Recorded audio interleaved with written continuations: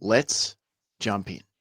We're going to talk about the Cats v Hawks match sim and what we want to see from it. And Chaps, you've heard me mention, and I think regular listeners of the show have probably heard me mention in preseason before, that this is a Civil War reenactment. No one's actually playing for points. We're all sort of costumed up.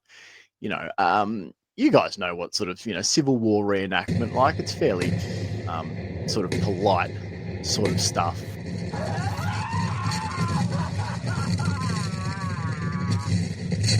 At least I thought it was.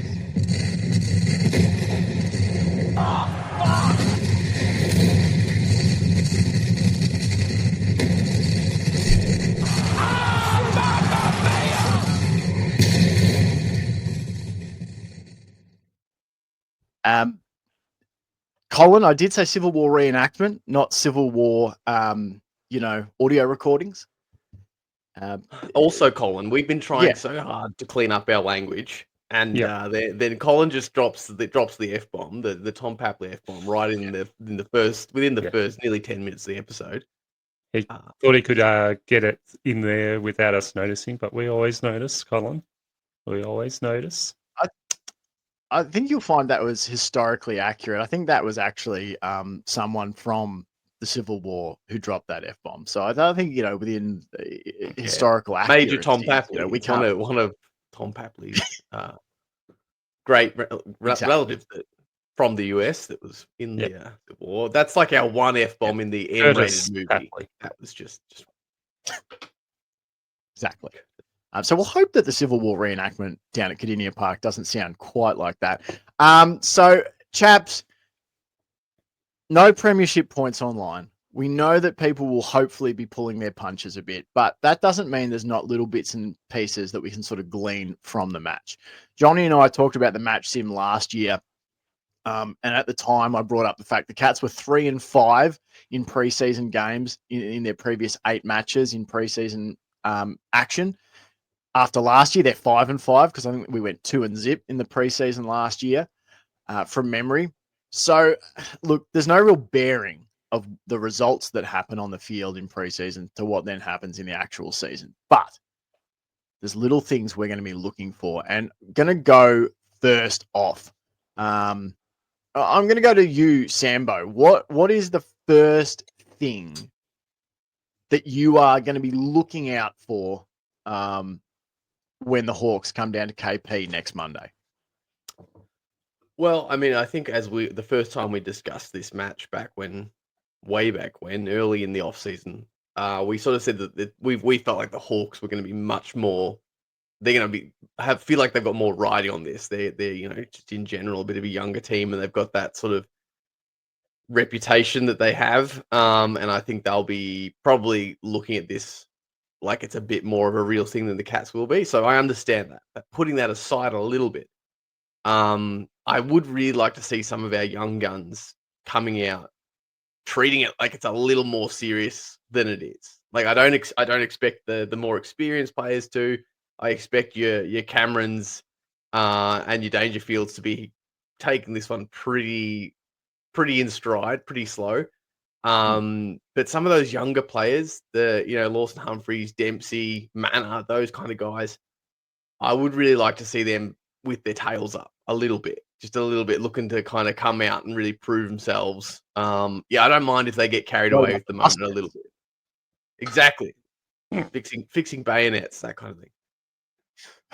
I like it. I like it. Do you, like who are if you could see maybe one or two, who are the specifics like that you're like, if I don't see it from that player, I'm going to be a bit disappointed because that was really the one I was hoping to see it from.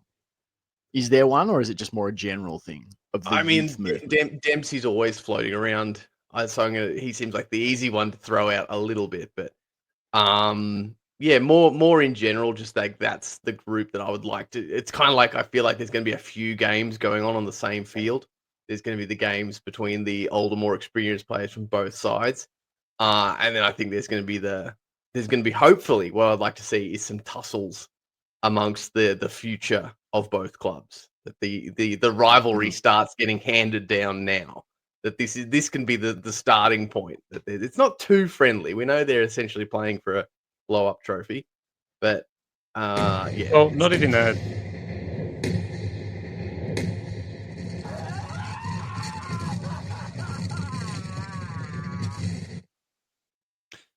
But this isn't really even part of the official preseason anyway. This is just a preseason game. It's a civil war or Really? the Civil War?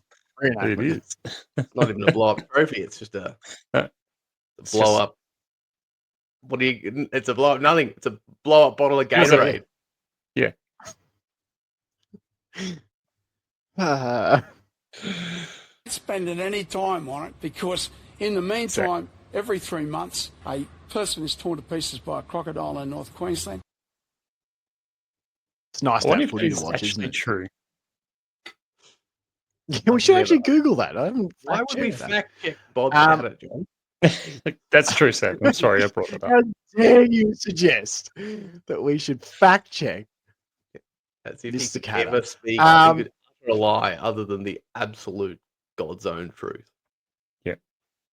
I want to see some off-season body transformations.